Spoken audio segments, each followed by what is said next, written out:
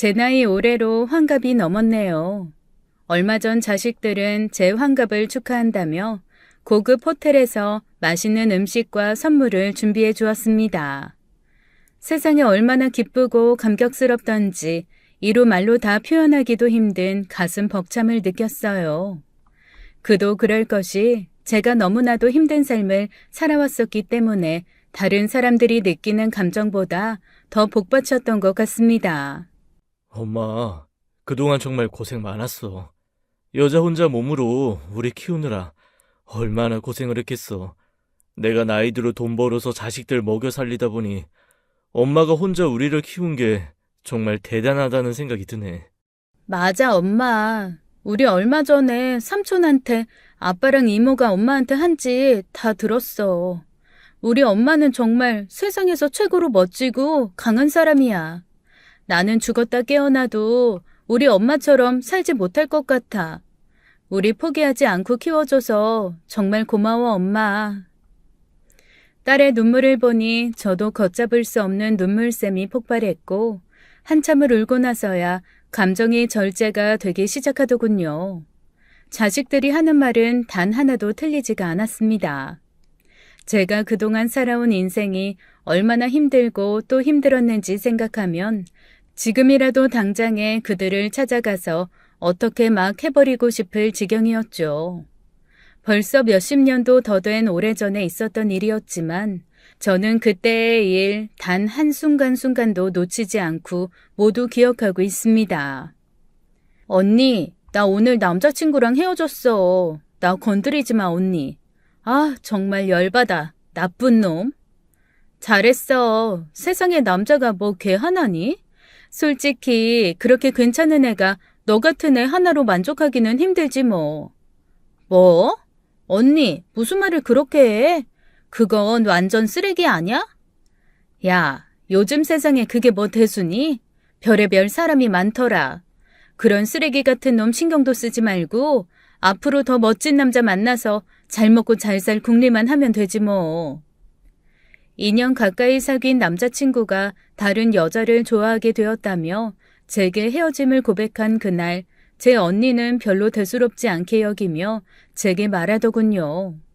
그 당시 언니는 좋은 조건의 남자친구를 만나고 있었는데 아마도 저는 그런 남자를 만날 만한 자격이 되지 않는다고 생각했던 말투였습니다.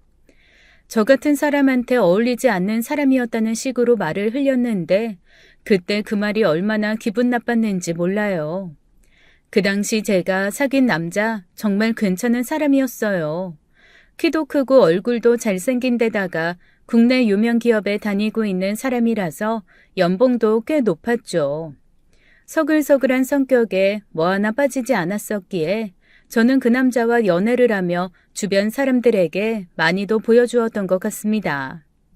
그중에 저희 언니한테는 아주 자주 보여주었고 저희는 다 같이 만나 밥도 먹고 술도 마시며 재미있는 시간도 많이 보냈었어요.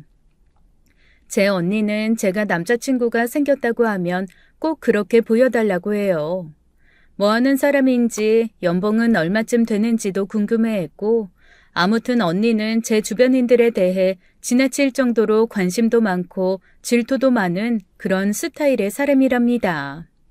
저는 그래서 여태까지 제가 자라면서 주변에 친하게 지내는 사람들은 모두 언니를 소개시켜 주었었어요. 그럼 언니가 누구는 괜찮다, 누구는 못났다 하는 말을 해주며 제 주변인들을 정리하기도 했었죠. 그랬기에 제 남자친구가 다른 여자를 좋아해서 제게 헤어짐을 말했을 때 언니가 화를 많이 낼 줄 알았습니다.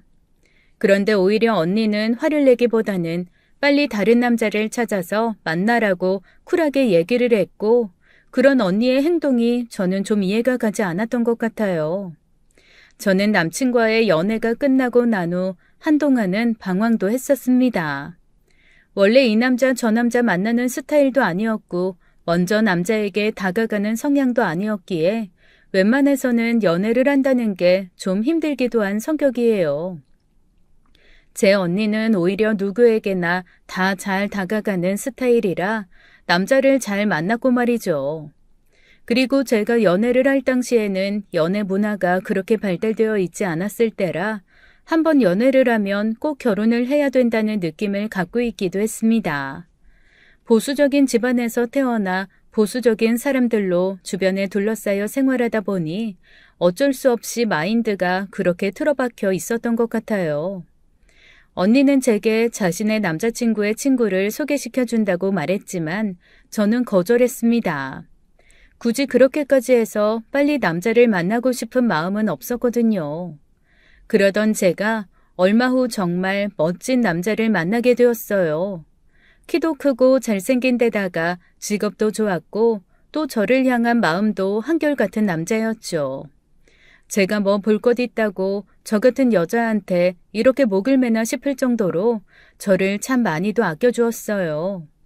저는 그저 평범한 외모를 가진 소녀였고 집안 형편도 별로 좋지 않아 가방끈도 그리 길지 않았습니다. 하지만 저희 집 3남매 중에서 가장 똘똘했고 학교에서도 늘 반장을 하며 아이들을 이끌었어요. 똑부러진 성격에 친구들을 리드하고 도와주는 모습도 있었고 선생님에게도 늘 신뢰받는 그런 아이였던 것 같아요. 성적은 늘 상위권이었으며 교내에서 열리는 글짓기도 항상 제가 최우수상을 받았었습니다.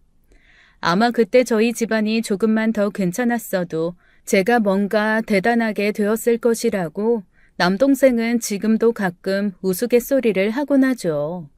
우연한 기회에 남편을 처음 만나 저는 정말 첫눈에 반했었습니다. 여태껏 만났던 몇 명의 남자들과는 다르게 이렇게 따뜻하고 멋진 남자는 처음이었거든요. 더군다나 제가 물컵을 엎어서 실수를 했는데 얼마나 자상하게 대처를 해주던지 그때 저는 속으로 생각했답니다. 세상 따뜻한 이런 사람과 결혼을 하면 적어도 평생 따뜻함을 느끼며 살 수 있겠다고 말이죠. 제가 그 당시에 고깃집에서 일을 하고 있었어요. 회사를 다니면서도 주말이면 고깃집에서 알바를 해서 남동생 학비를 도와주던 시절이었죠. 손님이 너무 많고 유명한 식당이라 주말에는 줄을 서서 먹을 정도였는데 솔직히 여자의 몸으로 하기 힘든 일이 많았답니다. 허둥지둥 바쁘게 서빙을 하면서 물컵을 손님에게 쏟았는데 그게 바로 제 남편이었던 것이죠. 어머나, 손님, 괜찮으세요? 죄송해요. 제가 변상해드릴게요. 얼른 겉옷 벗으세요. 정말 죄송합니다. 죄송해요. 아니에요, 괜찮습니다. 저기 저 말고 아가씨 옷에 더 많이 묻은 것 같아요. 얼른 앞치마 먼저 갈아입으시고. 아니에요. 저는 괜찮아요. 정말 괜찮습니다. 죄송해요, 정말. 자요, 이 손수건으로 손이랑 여기 옷 먼저 닦으세요. 제 옷은 마침 세탁소에 가져다 주려던 참이니까 신경 쓰지 않으셔도 돼요. 너무 바빠서 정신이 하나도 없으실 것 같아요. 따뜻한 그 남자의 말에 저는 정말 너무나도 기분이 좋았어요. 굳이 괜찮다고 하는데도 손수건까지 주셔서 제 손과 티셔츠 부분에 묻은 물을 닦아내었고 고마움의 음료수도 한 병 서비스로 가져다 드렸습니다. 손수건은 나중에 세탁해서 꼭 드린다는 말씀을 했더니 정말 다음 주 주말에 또 제가 일하는 식당을 찾아온 게 아니겠어요? 안녕하세요. 손수건 주신다고 해서 왔는데 오늘 몇 시에 받을 수 있죠? 네? 어머나, 안녕하세요. 네, 지금 바로 가져다 드릴게요. 아니요. 지금 바로 말고요. 조금 여유 있게 받고 싶은데 몇 시에 끝나세요? 네? 그러니까 오늘 11시에 마감을 해서요. 알겠습니다. 그럼 그때쯤 다시 올게요.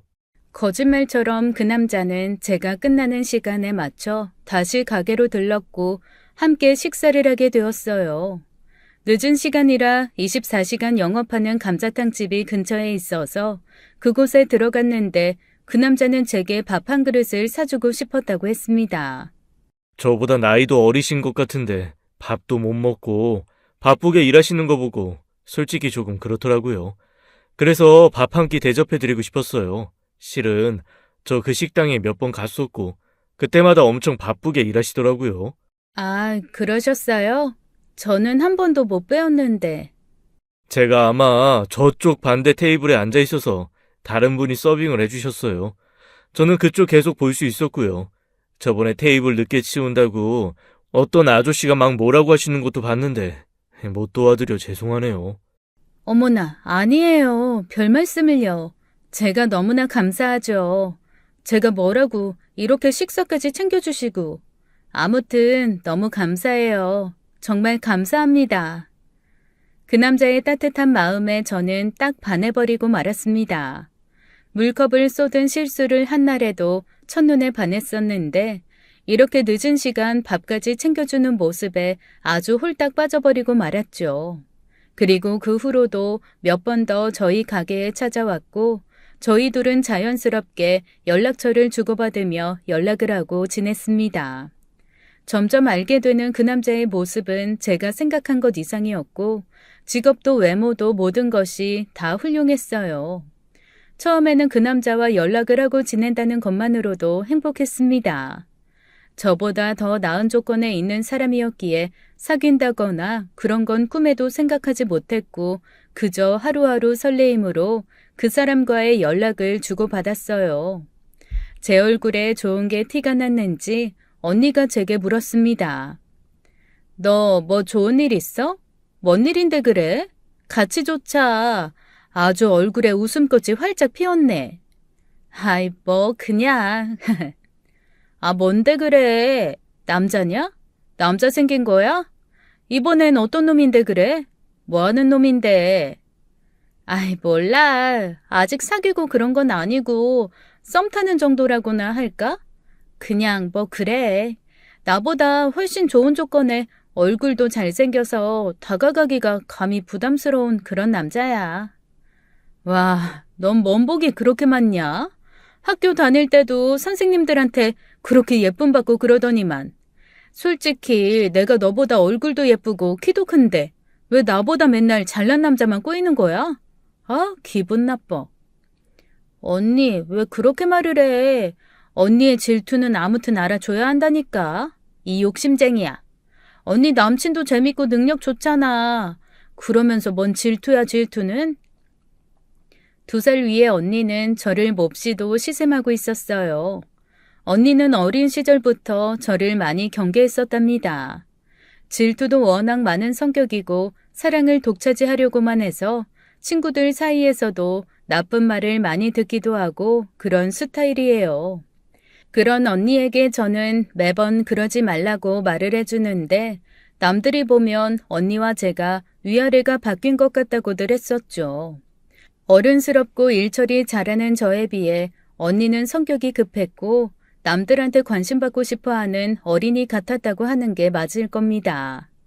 저는 하고 싶은 공부는 계속하지 못했지만 그래도 항상 힘들지만 옳은 일로 돈을 버는 삶을 살았고 제 언니는 좀 더 쉬운 길을 택해서 일을 시작했었어요. 키도 크고 얼굴도 예쁘다 보니 술집에서 일을 해보자는 어떤 사람의 꼬임에 넘어가 술집에서 일을 시작하게 되었고 그때부터 돈을 좀 많이 벌었던 모양입니다. 처음에는 집안에 모두 숨기고 일을 했는데 제가 먼저 알게 되었고 부모님께는 충격받으실까봐 말하지 않았어요. 언니는 그런 돈으로 제게 용돈도 주고 했지만 저는 왠지 받고 싶지 않아 받지 않았는데 그것도 언니는 기분이 나쁘고 자존심이 상했었나 봅니다.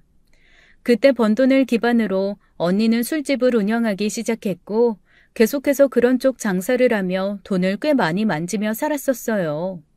그렇다 보니 명품 가방에 화려한 옷차림이 기본으로 장착되어 있었고 그로 인해 남자들이 많이 따르기도 했었습니다. 일찍이 부모님 집을 떠나 독립해서 살았던 언니네 집에 얹혀 살던 시절이 있었는데 그때마다 남자들이 집에 찾아오곤 했을 정도니까요. 언니는 주변 사람들한테 자신의 과거에 대해서는 다르게 말을 했습니다. 아주 힘든 공장에 들어가서 일을 하느라 연락도 못했다고 둘러대면서 살았는데 제게도 항상 입조심을 하라면서 가면을 쓰고 생활했었죠. 너 어디 가서 나 술집에서 일한 거 입이라도 뻥끗해봐. 가만 안 둘 줄 알아? 알았어? 아휴, 언니, 내가 그걸 뭐하러 얘기해. 뭐 자랑이라고.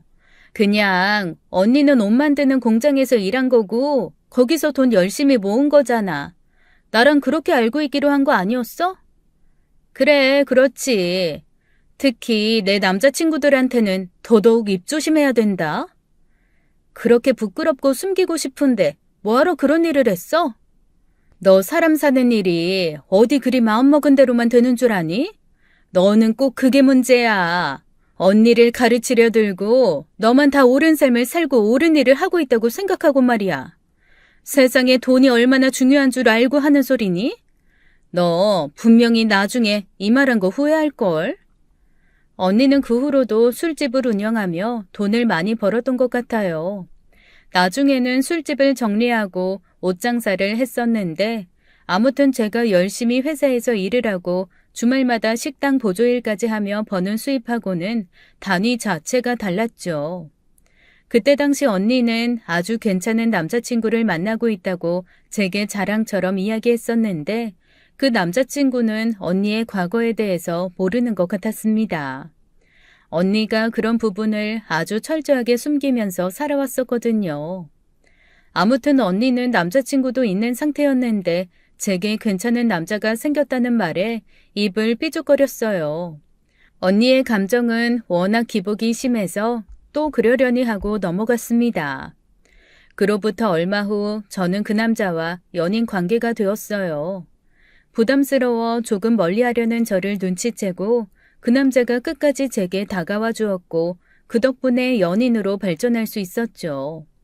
오랜만에 하는 연애라서 그런지 그냥 남친 생각만 하면 하루 종일 웃음만 나왔습니다. 밥 먹었냐, 몸은 괜찮으냐, 사소한 것 하나까지 다 챙겨주는 사람을 만나니 이렇게 좋을 수가 없더라고요. 제가 어렸을 때부터 남들보다 의젓하고 똑부러졌다고 해도 연애를 하면서 챙김을 받는 느낌은 또 그저 좋기만 했죠. 제 남자친구는 외국 계열 회사의 해외 영업 부서에서 일을 하고 있었습니다. 그렇다 보니 가끔씩 해외로 출장을 가기도 했고 그곳 면세점에서 제게 향수나 작은 명품 가방을 사주기도 했었어요.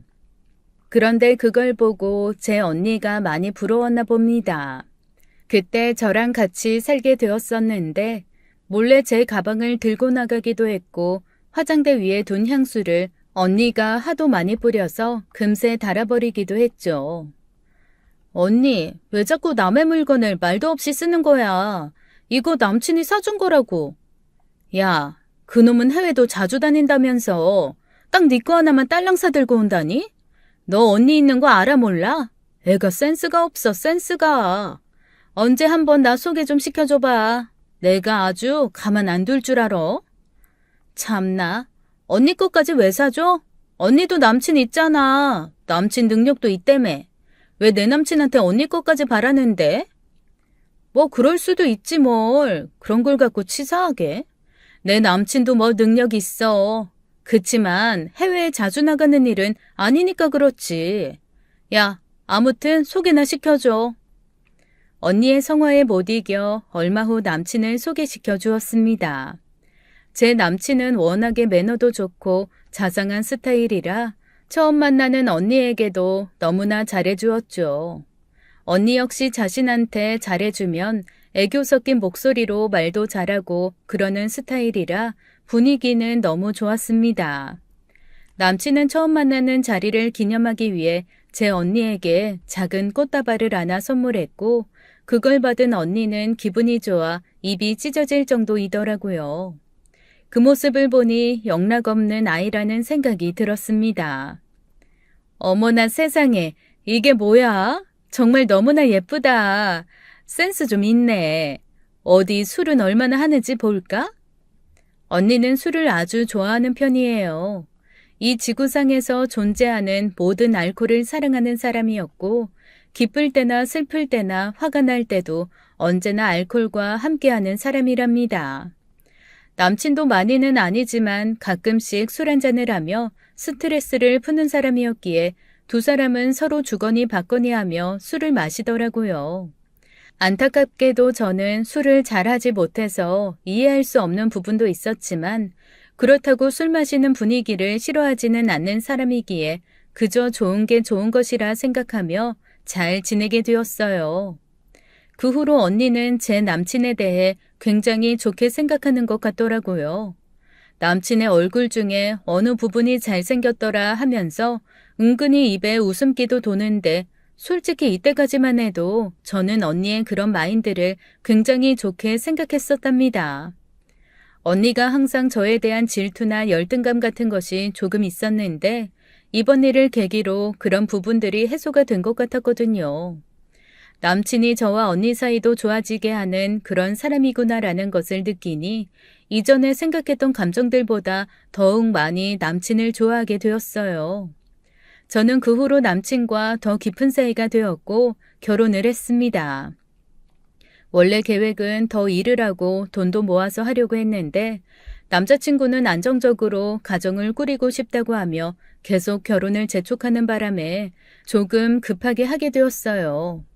근데 그 과정에서 남친이 이상하리만큼 조급한 모습도 보였었습니다. 마치 당장에 결혼을 하지 않으면 큰일 날 것처럼 말을 했었는데 나중이 되어서야 왜 그랬는지에 대해서 알게 되었어요. 아무튼 결혼을 하니 이제야 조금 안심이 된다며 저를 많이 사랑해 주었고 가정에도 최선을 다하는 남편의 모습에 저는 너무 행복했습니다. 자상하고 따뜻한 모습의 남편은 전혀 변함이 없었고 여전히 저를 너무도 아껴주었죠. 남편의 회사는 해외 쪽에 자주 나가야 하는 일이었는데 그 당시 회사 사정이 너무 안 좋아져서 일이 줄어들게 되었어요. 그리고 남편은 얼마 안가 사업을 시작하고 싶다는 말을 했습니다. 회사 다녀봐야 별로 비전도 없는 것 같고, 지금 우리 회사 상황으로 버텨봤자야. 친구 녀석이 사업한다는데 나도 같이 해보고 싶은데 자기 생각은 어때? 어? 아니, 갑자기 사업을 어떻게 해? 사업은 좀 더 준비를 많이 해서 천천히 해야 되는 거 아니야? 준비한다고 다 잘 되는 것도 아니고, 아직 우리 젊으니까 뭐라도 도전해보는 건 좋을 것 같아. 나 좀 믿어줘봐, 어? 남편은 그 후로 바로 회사를 나왔고 사업을 준비하기 시작했습니다. 그 당시 저는 갑작스러운 임신으로 회사 생활을 제대로 하지 못했는데 순식간에 집안 상황이 안 좋아졌어요. 그래도 이렇게 힘들 때는 가족밖에 없다고 저는 친정언니에게 하소연을 했고 아직 결혼을 하지 않은 언니는 저희 집에 자주 놀러와서 이것저것 맛있는 것도 사주면서 도움을 줬습니다. 그런데 연애 시절에는 그렇게 친하게 잘 지내던 제 남편과 언니는 뭔지 모르게 약간 서먹해져 있는 것 같았어요. 예전 같으면 술을 주거니 받거니 하면서 분위기 좋게 마셨었는데 남편이 왠지 언니와의 술자리를 조금 피하더군요. 한 잔 따라주지 뭐해?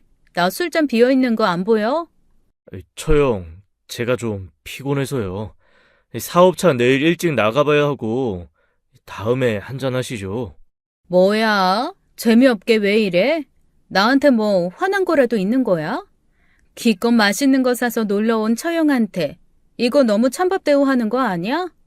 여기서 술 마실 사람이 누가 있다고. 흠? 아이, 언니 왜 그래? 내가 따라줄게. 고마워, 고마워. 여기까지 이렇게 맛있는 걸 사가지고 와줘서. 언니도 데이트하느라 바쁠 텐데 황금 같은 이 귀한 시간을 내주고. 자, 받아, 받아. 아참, 언니. 우리 예비 형부는 언제 보여줄 거야? 맨날 자랑만 하고 언제 보여주냐고. 그 인간하고 끝낸 지가 언젠데 얘는? 무슨 소리 하는 거야? 뭐? 언제 끝이 나? 언니 애인 진짜 능력도 좋고 최고라며. 왜 갑자기 끝이 난 건데? 그럼 지금 연애도 안 하고 혼자 재미없게 살고 있다는 말이야? 재미가 없긴 왜 없어. 나름대로 혼자 열심히 재미나게 살고 있어. 마음에 두고 있는 놈이 있긴 한데 그 놈이 자꾸만 튕겨서 애가 타긴 하지만 뭐. 언니의 멋진 애인은 이미 예전에 끝이 났고 현재는 마음에 두고 있는 사람이 있다고 말을 했어요. 언제나 남자들이 끊이지 않았던 언니가 혼자만 지내고 있다는 것이 조금 이해가 되지는 않았지만 그래도 하루라도 빨리 언니도 짝을 만나 안정적인 가정을 이루고 살기를 바랬죠. 얼마 후 첫째 아이가 태어나게 되었고 남편의 사업도 점점 안정을 찾는 듯 했습니다. 초반에 자리 잡느라 고정적인 수입이 없던 사업에서 수익이 발생했고 그러다 보니 남편도 저도 점점 마음의 안정이 찾아왔죠. 아이가 생기면 부모로서 얼마나 부담스러운지 다들 아실 거예요. 당장에 들어갈 생활비 때문에 마음 졸이면서 사는 생활은 그 누구라도 원치 않을 겁니다. 그 후로도 한 2년간은 남편의 사업 흐름이 아주 좋았어요. 점점 상승세를 타면서 수입도 늘어났고 다른 사람의 이목도 있다면서 좋은 차로 바꾸게 되었죠. 그러는 사이 집에는 둘째 아이가 태어났고 저희 네 식구는 그 누구도 부럽지 않을 행복한 가정을 이루며 살아가고 있었습니다. 그러던 어느 날부터인가 남편의 표정이 안 좋아지기 시작했어요. 고민이 있는 사람처럼 어두운 표정을 하고 있었고 함께 TV를 보다가도 멍하게 딴 생각을 하는 경우도 많았죠. 무슨 일이 있느냐고 물어도 그저 없다고만 얘기하니 알 수가 없어 궁금해하던 찰나에 한 통의 전화를 받게 되었습니다. 남편이 집을 담보로 대출을 받았었는데 남편이 연락을 계속 피하게 되자 저한테까지 연락이 오게 된 것이더라고요. 사업을 시작하면서 여기저기 돈을 끌어다 썼었고 한참 사업이 잘 돼서 빚을 갚고 있던 상황이었나 봅니다. 하지만 거래처의 부도로 인해 사업이 매우 힘든 상황에 이르렀고 결국 남편은 대출빚도 갚지 못하게 되었어요. 아니 여보, 당장 어떡해. 이거 집담보로 대출받은 것도 못 갚으면 이거 집 넘어가는 거 아니야? 아니, 그러니까 내가 지금 당장 여기저기 알아보고 있어. 조금만 기다려줘봐. 아직 시간 있어. 시간이 있긴 뭐가 있어. 자세하게 좀 말 좀 해봐. 도대체 무슨 일이 어떻게 일어나고 있는 건데. 당신 언제부턴가 멍하니 딴 생각하고 있고 표정이 안 좋더니 다 그것 때문이지. 그런 거지? 남편은 더 이상의 대화를 회피하며 냉장고에 있던 술을 한 병 꺼내어 제게 함께 마시자고 하더군요.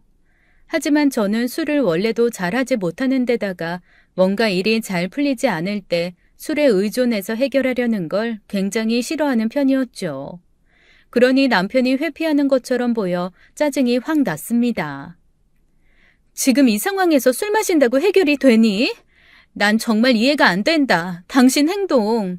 가장이면 가장으로서 책임 가지고 해야 될 거 아니야. 술에 의존하지 말고. 누군 해결 안 하고 싶어서 그러는 줄 알아? 오죽 답답하면 술 한 잔 마시면서 얘기 좀 하자는데 그게 뭐가 그렇게 어렵다고? 알았다, 알았어. 안 마시면 될 거 아니야. 남편 역시 짜증을 확 내며 집 밖으로 나가버리더군요. 그리고 새벽 늦은 시간에 술에 만취해서 집으로 돌아와 거실 바닥에 엎어져 잠을 자고 있었습니다. 남편의 핸드폰을 몰래 살펴보니 제 언니에게 전화를 걸었더군요. 아마도 마음이 너무 답답하고 집에서는 제가 술 한 잔도 같이 안 마셔주니 처형한테 전화를 해서 같이 마셨나 보죠. 이때까지만 해도 저는 차라리 이게 낫다고 생각했습니다. 가족끼리 이런 힘든 일이 있을 때 서로 술도 한잔 해주는 게 얼마나 좋은 일인가 싶었죠. 하지만 그 후로도 남편은 종종 귀가 시간이 늦어졌고 제 언니 말고도 다른 사람하고도 술을 한잔 마시고 들어온다고 하더군요. 그렇게 한두 달을 보낸 후에 남편의 표정이 갑자기 밝아졌습니다. 빚에 쪼들려 생활비도 건너뛰었던 남편이 제 통장에 지난달과 이번 달 생활비를 입금했고 누군가한테 도움을 받아 다시 안정기에 이르렀다는 말을 하더군요. 어머나, 당신 주변에 그런 사람이 있었어? 정말 고마우신 분이네. 누군데 그래? 완전 하늘이 도왔네. 하늘이 도왔어. 그냥 예전부터 알고 지낸 형님. 한동안 해외에 있으셨다가 귀국한 지 얼마 되지 않으셔서 당신은 말해도 잘 모를 거야. 그 사람이 내겐 하늘인 건가? 그럼 하늘이지. 안 그랬으면 우리 집 다 넘어가고 난리도 아니었을걸. 다음에 나도 소개시켜줘. 인사라도 드려야지. 에이, 뭘 그렇게까지. 그러지 마. 당신은 그냥 집에서 애들 잘 돌보고 그러면 돼. 바깥 일은 내가 다 알아서 할게. 그렇게 남편의 사업은 다시 안정이 찾아왔고, 그로 인해 고정적인 수입도 늘어났으며, 저도 아이들을 키우며 나름대로 여유 있는 삶을 살 수가 있었어요.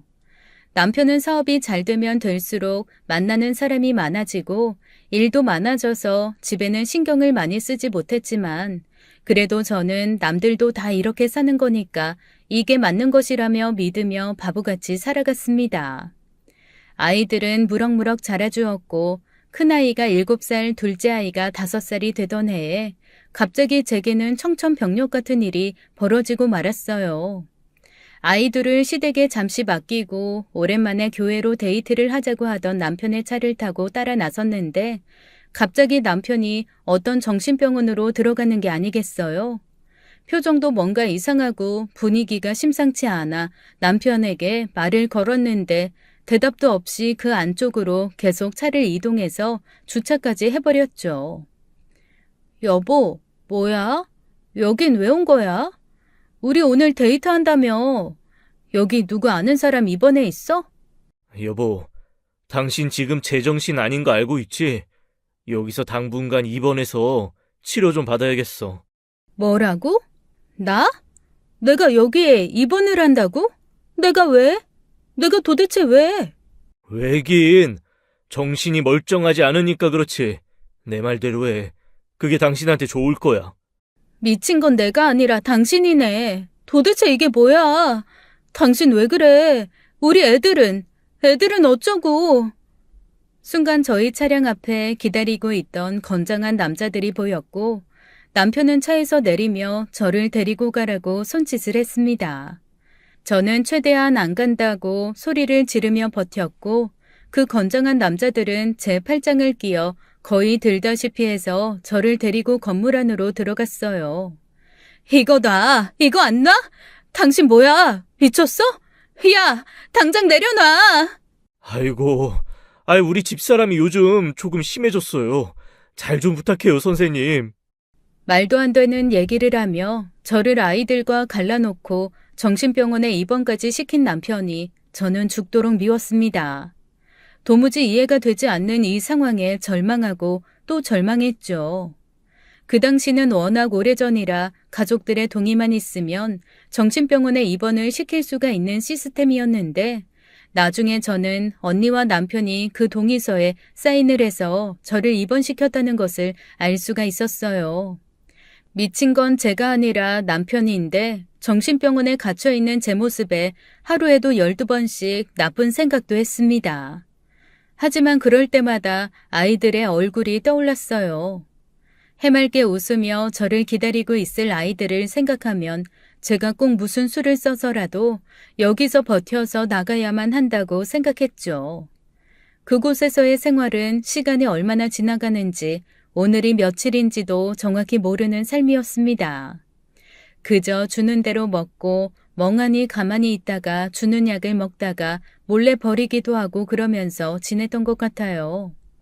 얼마나 흘렀을까 친정언니가 병원에 찾아와서 저를 보며 딱하다는 표정을 짓고 있었습니다.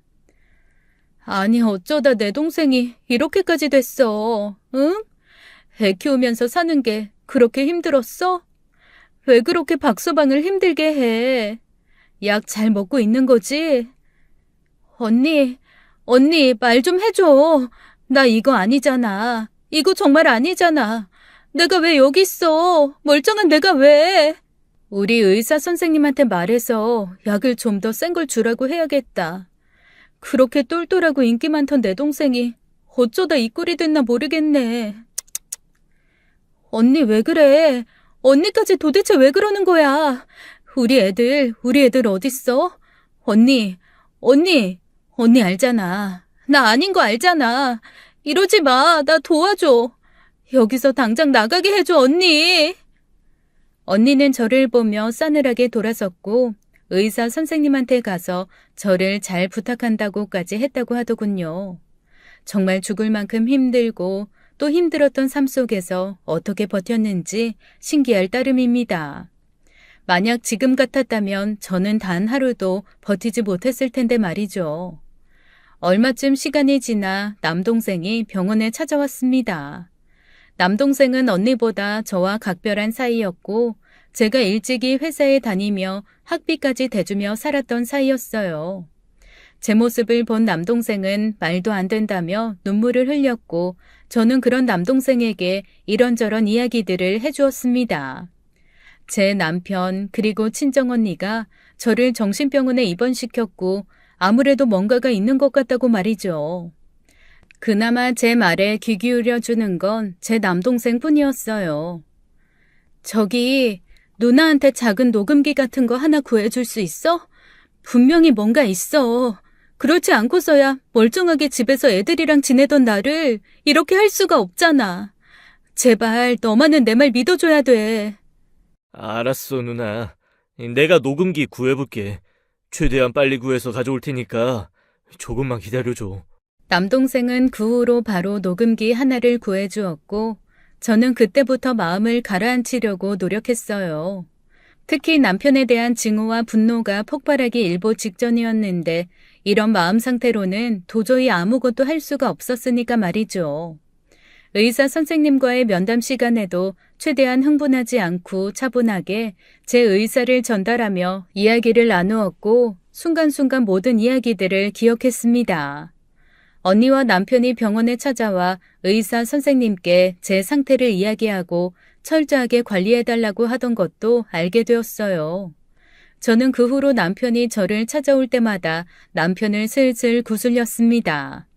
더 이상 화를 내고 욕을 해도 남편의 입에서는 진실이 나오지 않았으니까 말이죠. 여보, 생각해보니까 내가 당신한테 너무 무심했었나 봐. 그래서 당신이 많이 서운했구나. 뭔 소리 하는 거야, 지금? 당신 진짜 머리 어떻게 된 거야? 아니, 내가 여기서 하루 종일 생각을 잘 해보니까 내가 여기에 들어올 이유가 그것밖에 없더라고. 당신한테 서운하게 해서 당신 화나서 그런 거잖아. 그치? 야, 이 바보야. 네가 나한테 무심한 걸 내가 얼마나 좋아했는지 알아? 아이고, 이 바보. 정신병원에 들어가더니 진짜 없던 정신병도 생겼나 보네. 내 하늘이 원해서 이렇게 한 거라고, 이 바보 멍충아. 남편은 은근슬쩍 떠보는 제 말에 제가 정신병이 없다는 걸 암시했고 저는 그걸 고스란히 녹음해 두었습니다.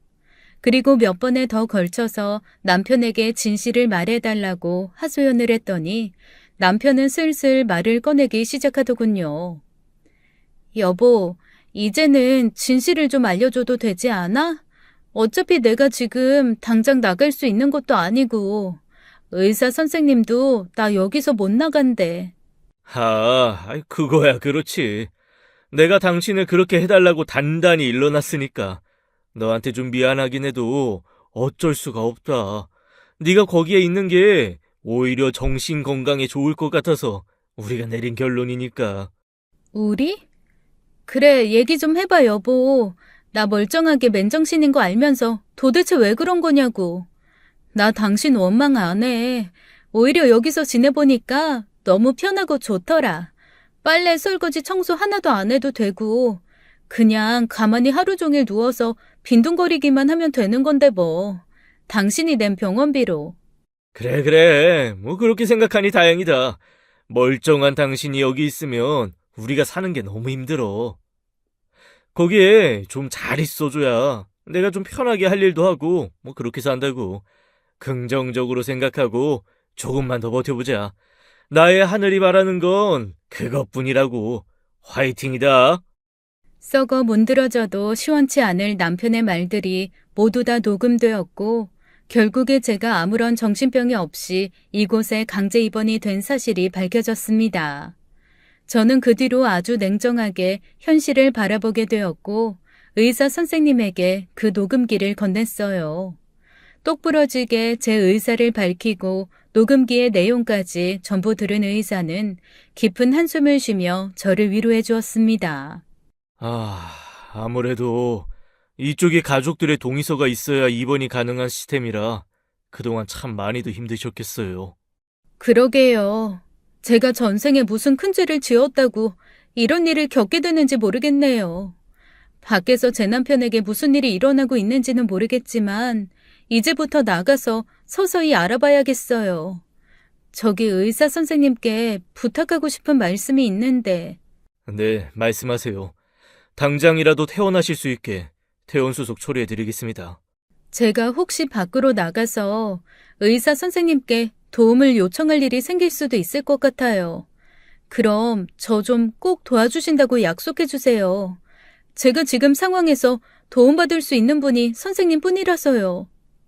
의사는 제 말을 듣고 고개를 끄덕여 주었고 저는 바로 남동생을 불러 퇴원을 준비했습니다. 남동생은 녹음기 안에 담겨있는 내용을 듣고는 그 자리에서 화를 주체하지 못하며 광분했어요. 당장이라도 제 남편에게 달려가 무슨 일을 저지를 것처럼 날뛰길래 제가 조용히 말해주었죠. 지금은 아무것도 하지 말고 잠시만 기다려줘. 당장에 화내고 그렇게 성질낸다고 해결되는 건 아무것도 없어. 알았지? 꼭 약속해. 누나는 그놈에게서 우리 애들 먼저 찾고 서서히 망하게 만들 거야. 그러니까 그때까지만 기다려. 저는 쿵쾅거리는 심장을 억지로 누르며 남동생의 차를 타고 집으로 향했습니다. 누가 상상이나 했겠어요. 남편이 데이트하자고 얘기해서 나갔더니 정신병원에 입원시킬 상황을. 집으로 가는 내내 정신병원에 입원시켰던 그날 그 길이 너무 정확하게 기억이 나 한참이나 힘들었었네요. 일단 남동생에게 밖에서만 잠시 있으라는 이야기를 하고 저 혼자 집으로 올라갔습니다. 너무 보고 싶어 미치겠을 아이들이 저를 반겨줄 것이라는 생각을 하면서요. 그런데 집으로 들어가 보니 아이들은 온데간데 없고 집안에서 술 냄새와 음식 냄새 그리고 TV 소리가 크게 들렸습니다. 안방문이 활짝 열려 있었고 침대에 누군가 있는 것 같은 느낌이 들었죠. 서서히 그쪽으로 발걸음을 옮기니 남편과 어떤 여자가 침대에 얼굴을 파묻고 술에 쩔어 잠이 들어있더군요. 어떤 년인지 제 잠옷까지 걸쳐 입고 자고 있는 꼬라지가 기가 막혔죠. 꼴을 보아하니 밤새도록 집안에서 술 파티를 벌이고 침대에 자빠져 자고 있는 모양새였습니다. 너무 화가 나서 저는 그대로 화장실로 가서 변기물을 떠가지고 두 사람 얼굴 쪽으로 확 뿌려버렸어요. 이런 미친 것들, 또라이들! 야, 뭐야? 네가 왜 여기 왜? 야, 이 또라이야. 네 자식들은 어쩌고 이 꼬라지를 하고 있어? 너 내 손에 죽어볼래? 이년은 누구야? 큰 소란에 얼굴을 파묻고 있던 여자가 고개를 드는데 순간 저는 그 자리에서 털썩 주저앉고 말았어요. 속옷만 걸친 내 남편 옆에 누운 여자가 바로 제 언니였던 것입니다. 언니는 저를 보고 화들짝 놀라더니 이내 정신을 차리고 가운을 걸치고 말하더군요. 아이고, 제주도 좋아. 어렸을 때부터 아주 그렇게 똑똑한 척을 해대더니 용케도 나왔네. 언니, 아니 어떻게 언니가 어떻게 이런 짓을 할 수가 있어? 다른 사람도 아니고 어떻게 언니가 나한테. 너는 항상 내가 미친 듯이 노력해서 갖는 것보다 더 좋은 걸 갖고 있더라고. 나보다 못생기고 돈도 잘 못 버는데 그거 참 이상하지? 근데 그거 알아? 네 남친들 나한테 안 넘어온 놈들이 없었어. 단 한 명도. 지금 네 남편도 봐봐. 내 옆에서 뭐 하고 있는지. 우리 이민 가서 살 거야. 이제 이 남자 내 거라고. 너무나도 뻔뻔하게 나오는 언니의 말에 저는 경악을 금치 못했습니다. 그리고 그 순간 어린 시절부터 언니와 저 사이에 있던 몇 가지의 일들이 주마등처럼 스쳐 지나갔죠. 제가 괜찮은 물건을 갖게 되면 언제나 언니는 저보다 더 좋은 걸 사달라고 졸랐습니다. 부모님께는 항상 그래서 언니가 저보다 더 예쁘고 좋은 옷을 입게 되었고 학용품부터 시작해서 모든 것들이 다 그랬어요. 생각해보니 고등학교 때도 저를 좋아해주던 동네 남자친구가 있었는데 어느 순간 그 친구가 제 언니와 단둘이 동네를 돌아다니며 사귀게 되었다는 것을 알게 되었죠. 그런데 그것도 다 제 언니가 저를 질투해서 한 행동이라는 걸 알게 되었습니다. 저기, 여보. 생각보다 너무 빨리 갑자기 나와서 내가 좀 당황하긴 했는데, 우리 이민 가서 살 거야. 당신 병원에서 나오면 이혼하고 다 정리하고, 이 사람이랑 살려고 계획 세워놨어. 그러게. 내가 사업 잘 안 되고 힘들 때, 당신이 돈 좀 보태주면 좀 좋아? 처형 덕분에 내가 살았어. 당신이 그랬잖아. 하늘이라고. 뭐? 하늘? 그럼 그때 그 도와준 사람이 하늘이라는 사람이 언니인 거야? 언니는 술집으로 돈 벌어서 내 남편 꼬시는데 다 쓴 거구나. 인생 참 먹같이 산다. 왜 자신의 인생을 안 살고 내가 가진 것에만 질투를 하는 거야? 그렇게 살면 행복하니? 나 너무 행복해. 네가 만난 잘난 남자 결국은 다 나한테 넘어오게 돼 있다니까. 여보, 생각해보니까 우리 언니 여태까지 내가 만난 남친들 다 꼬셨던 거 알아? 나도 설마 했는데 지금 언니 얘기 들으니까 확실해졌네. 확실해졌어. 당신도 그냥 이용당한 사람 중에 한 명이라고. 순간 남편의 얼굴은 점점 굳어가는 것 같았어요. 언니와 남편이 서로의 얼굴을 잠시 살펴보며 제 눈치를 보더니 그래도 자신들은 서로 사랑하는 사이이며 곧 이민을 가서 살 것이라는 이야기를 하더군요. 저는 순간 병원 의사 선생님이 생각났습니다. 그 둘을 스스로 무너뜨리게 하는 방법은 딱 이것뿐이다라는 생각이 들었죠. 언니, 근데 그거 알아? 나 이 멍청한 놈보다 더 멋진 놈 만났어. 언니가 보면 완전 반할 스타일인데. 뭐? 이게 어디서 구라질이야? 네가 정신병원에 있더니 거기서 뭐 정신병자 하나라도 꼬셨나 보지? 네가 어디서 어떤 놈을 만날 수 있다고 짓거려? 정신병원에는 뭐 환자만 있나? 잘생기고 유능한 의사도 있어. 언니, 우리 의사 선생님 봤지? 완전 핸섬하잖아. 게다가 의사 직업까지 있는 사람이고. 언니 의사 만나봤어? 난 만나봤거든? 우리 아주 뜨거웠어. 너무 좋아서 병원에 나 더 있으라고 하더라. 밤에는 항상 우리 같이 있었고. 인연이? 네가 네 주제에 무슨 의사를?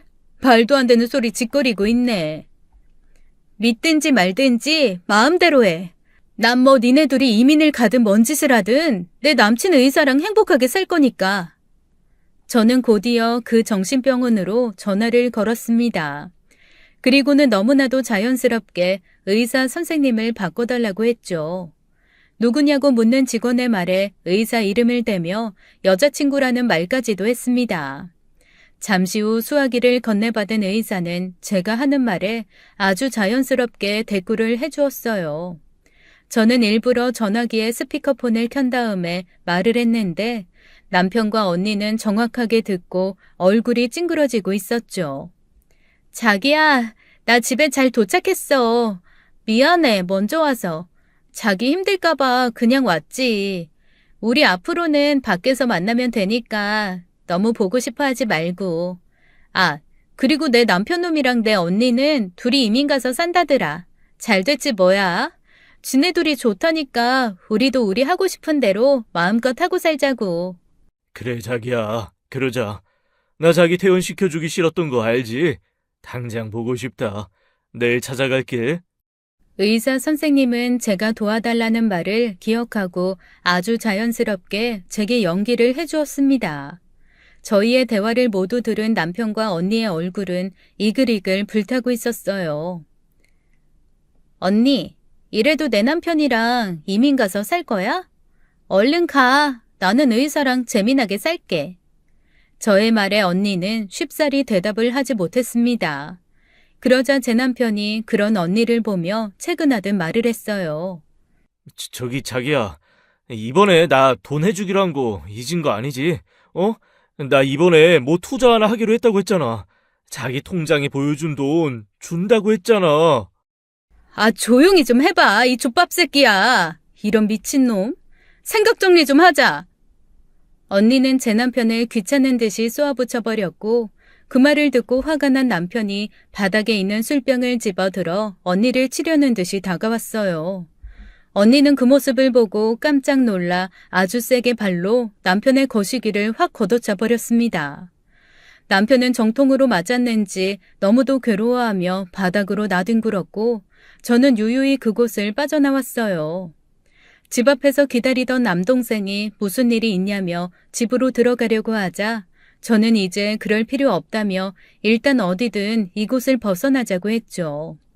얼마 후 남편은 그곳을 쓰지 못하는 불구가 되어버렸고 언니를 고소해버렸더군요. 중상해로 언니는 살인미수죄로 처벌을 받게 되었고 모든 상황은 제가 생각한 대로 흘러가고 있었습니다. 남편은 얼마 후 저를 찾아와 말하더군요. 야, 이년아. 네가 감히 의사랑 바람을 피워? 이게 다 니년 때문이야. 니년 때문에 이렇게 얽히고 꼬인 거 아니야. 너만 잠자코 가만히 거기에 처박혀 있었으면 왜 이런 일이 생기냐고. 너 정말 미쳤구나. 이번에는 내가 너를 정신병원에 쳐놓고 싶지만 가족이라는 이름으로 단 한순간도 같이 있고 싶지 않으니까 당장 이혼이야. 너랑 단 1분 1초도 엮이고 싶지 않아. 니네 부모도 이런 역 같은 상황 이해 못하는데 하다못해 피 한 방울 안 섞인 내가?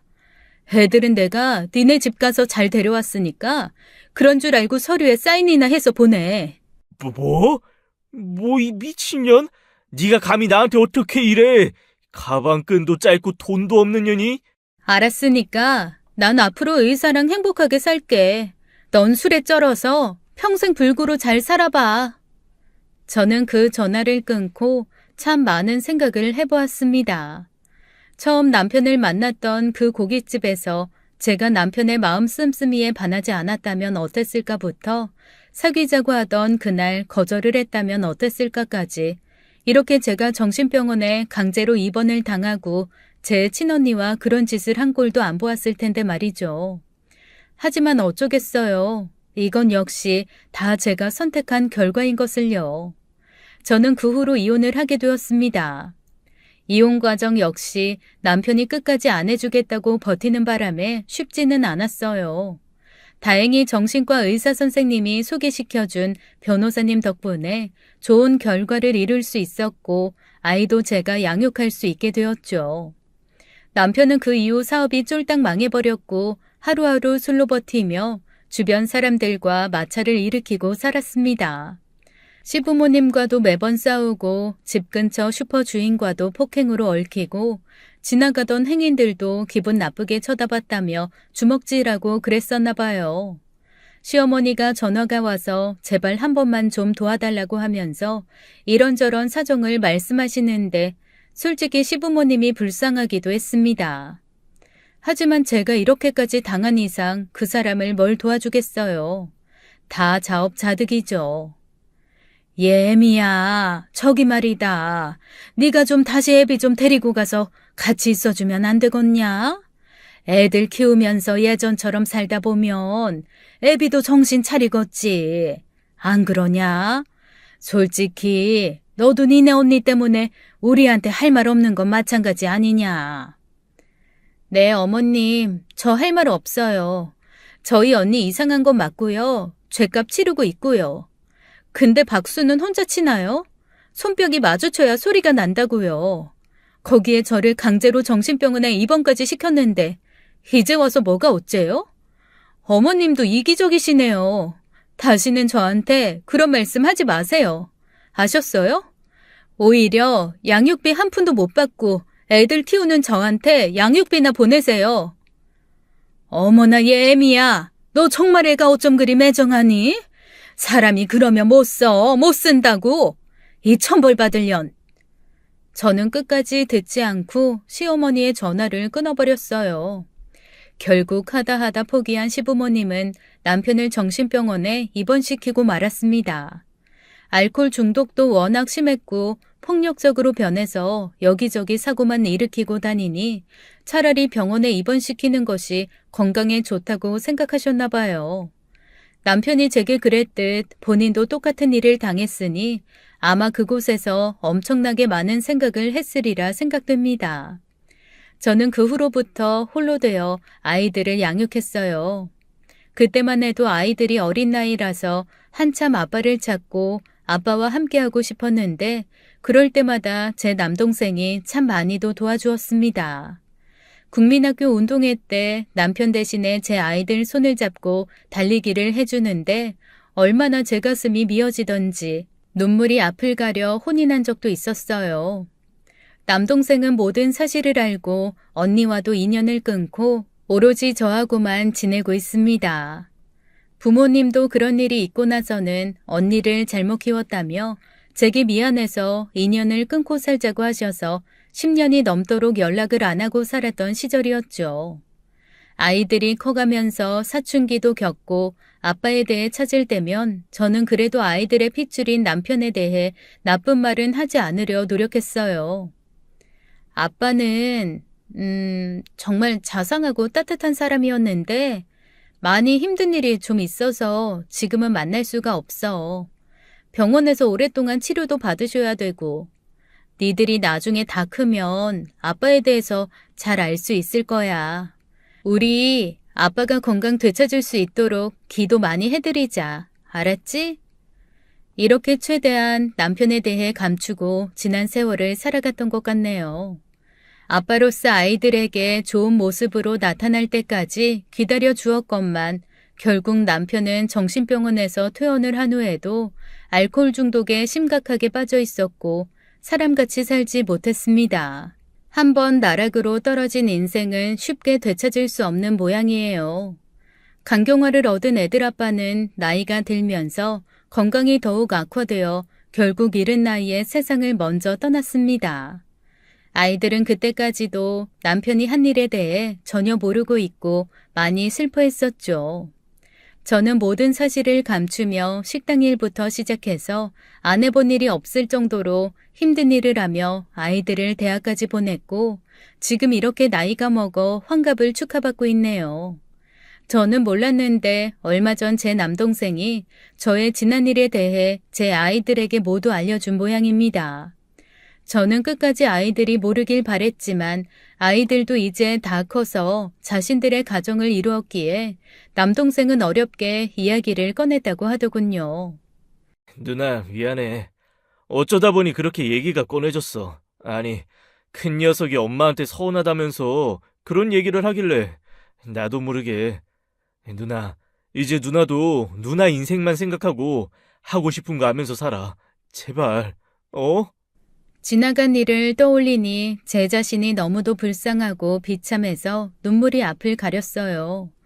단 한순간도 저 자신을 위해 살아본 적이 없던 저를 생각하며 작년 말부터는 저는 저 자신을 위해 살려고 무진장 애를 쓰고 있어요.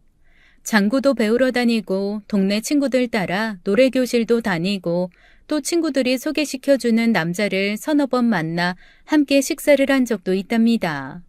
그동안 몸과 마음이 너무 힘들고 지쳐 그럴 여유가 없었는데 머지않아 이 세상 떠날 생각을 하니 뭔가 너무나 억울하고 그렇더라고요. 제 자신을 제가 아껴주고 사랑하지 않으면 절대로 그 누구도 저를 사랑해주지 않는다는 것을 알게 되었습니다. 그래서 저는 앞으로도 늙어 죽을 때까지 제가 하고 싶은 것만 하면서 살 생각이에요. 참으로 모질고 황당했던 제 이야기 끝까지 들어주셔서 감사드리며 이 글을 마치겠습니다.